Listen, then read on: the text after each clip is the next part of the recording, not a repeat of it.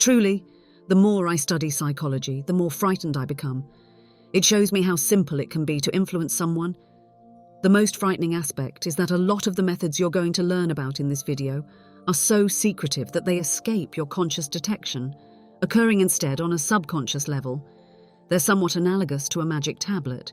You administer it to an individual before engaging in conversation, and suddenly they begin to trust you or act in new ways. Although they sense that they are in command and have made a thoughtful choice, in reality, they have not. Take this study, for instance.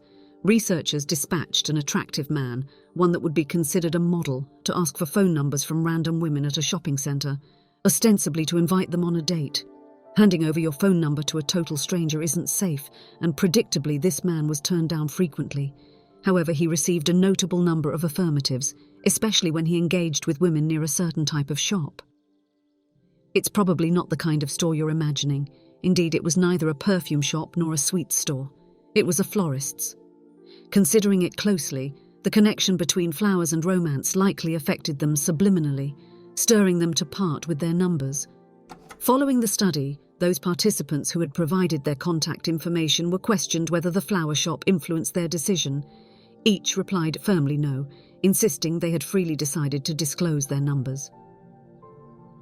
In another comparable study, a man sought dates from women on the street. But this round, the scholars were evaluating how holding different items in his hands while making the approach might sway outcomes. There was one specific object that seemed to generate significantly more affirmative responses. Take a guess. Yes, it was a guitar case. Now let's examine an instance out of the commercial sector. In an enlightening trial, an online furniture retailer directed half the shoppers to a landing page with a backdrop of soft clouds, while the remaining were shown coins as the background on the web page. Those greeted with clouds gravitated toward picking furniture, focusing on coziness and softness, whereas those who first saw coins tended to prioritize cost, scouring the site for the least expensive choices.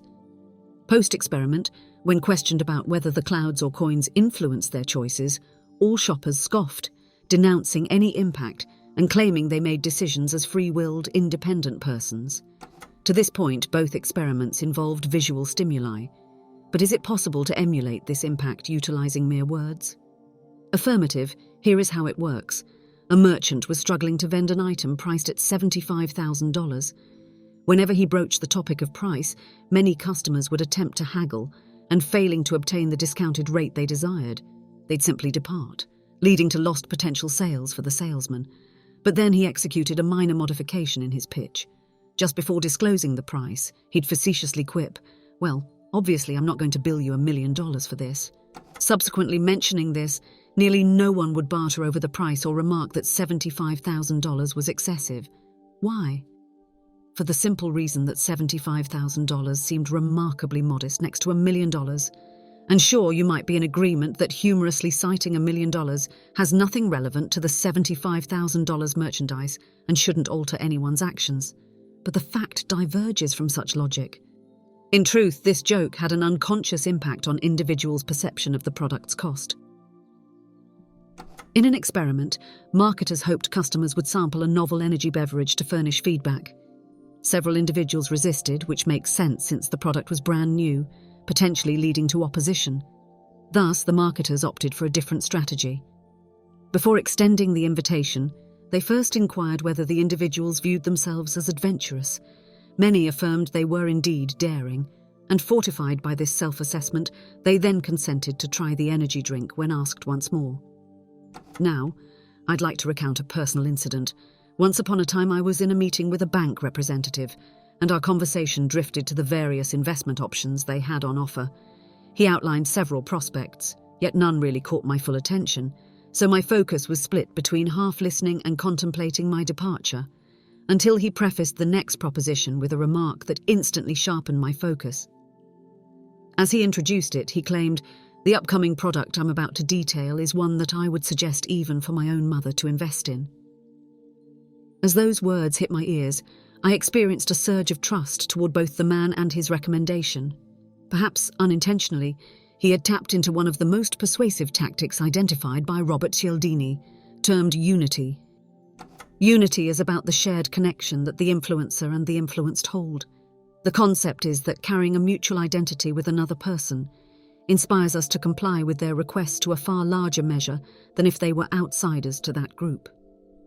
When a communicator is able to show they are a member of the same community as us before they deliver their message, we're more likely to cooperate with them or accept what they say. Here's another case in point. People often worry about the fate of Warren Buffett's enterprise, Berkshire Hathaway, post his leadership. In a communique to shareholders discussing succession plans, Buffett worded his message as advice he would extend to his own kin, stating, "I'll reveal to you what I would advise my family right now if they queried me regarding Berkshire's future."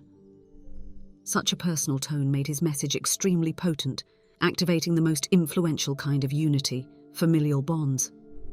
Individuals go to tremendous lengths, risking their own welfare, to assist their relatives. Cialdini demonstrates that unity driven by family ties can prove compelling even in cases not involving actual kin. In an academic setting, he desired both the students and their parents to complete surveys.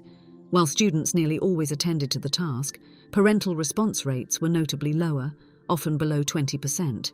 Yet, a simple adjustment massively improved parental participation to 97%. What was the innocuous change? Cialdini pledged an extra point on a test for the students whose parents finished the survey. A single point on one test within the span of a semester is negligible and unlikely to significantly alter a student's overall grade. But by appealing to aiding a family member, the response rate leaped dramatically from dismal to nearly perfect. The implications of these studies and illustrations are expansive. They insinuate that if I can redirect your attention toward qualities like benevolence, equity, or amorousness before communicating my main point, then at that very moment, you morph into a benevolent, equitable, or amorous individual. In essence, through employing strategies of persuasion, I'm capable of reshaping your identity within that specific context. I can redefine who you are, how you view yourself, and how you perceive me along with my message. The next experimental demonstration is quite striking and elucidates the ease with which we are swayed. In Belgium, investigators gathered a cohort of individuals and presented them with a depiction of a mundane household item set against varying backdrops. They partitioned the participants into 3 subsets. The first group viewed the object against a backdrop featuring one individual alone. For the second group, it was 2 people positioned apart, and the third group saw the item with 2 individuals standing united, shoulder to shoulder. During the test, the researchers would intentionally let a handful of items drop, keen to discover which group would be more inclined to assist by picking them up. Among the first and second groups, help was offered by a mere 1/5 of those present. However, those who observed the scene of 2 people in apparent solidarity proved thrice as likely to offer assistance. However, this isn't the only evidence we possess. Let's hark back to the salesperson from before, the one endeavouring to sell the $75,000 item. Upon facing resistance to the stated price, he infused a startling technique into his sales spiel.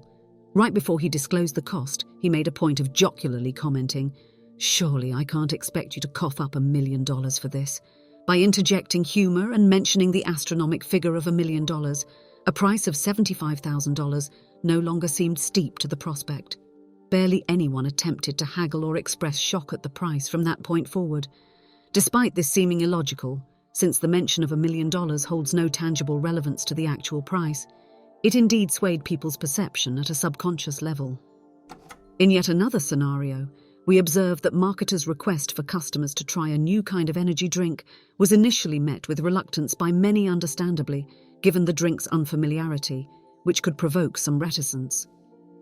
The marketers, however, employed a different approach. They first asked individuals if they saw themselves as adventurous.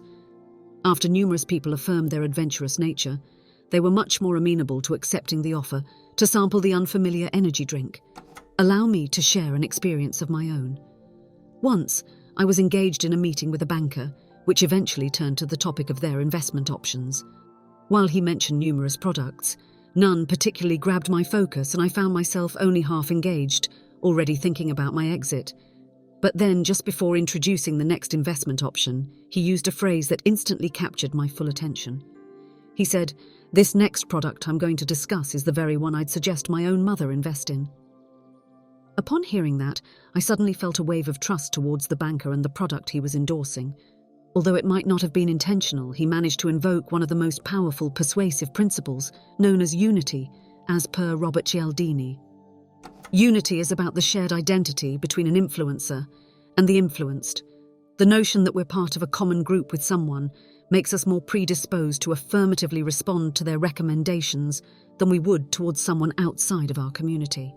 When a communicator is able to establish that they are part of the same group to which we belong before relaying their message, it often makes us more willing to work with them or to trust what they say. Take, for instance, the matter concerning investor anxiety over the future leadership of Warren Buffett's company, Berkshire Hathaway. In a shareholder letter addressing this concern, Buffett communicates as if he were advising his own kin, asserting, "Here is what I would say to my family today if they asked me about Berkshire's future." By framing his advisory in such a personal manner, he instantly becomes highly persuasive, tapping into the strongest type of unity there is, family. People will go to extraordinary lengths for their family, even to the point of endangering their own lives to aid their kin. Cialdini exhibits that this sense of unity, even if it's centered around the notion of family, can be a powerful tool when influencing others who are not actual relatives. For instance, in one of his university lectures, Cialdini wanted students and their parents to complete a certain survey. Getting students to comply was usually quite straightforward, but parent participation often lagged, sometimes at rates lower than 20%. With one minor alteration, though, he witnessed parent response rates soar to 97%. What was the minor adjustment? He informed the students that he would allocate a bonus point on a quiz should their parents fill out the questionnaire. One extra point on a single test in the scope of an entire semester hardly makes a dent in the overall grade, yet by invoking the concept of benefiting a family member, the response rate jumped fivefold, from abysmal to virtually flawless. The ramifications of these studies and anecdotes are profound. They suggest that if I'm able to steer your focus toward concepts of kindness, fairness, or love before I present my main message, then at that very moment, you transform into a kind, fair, or loving individual.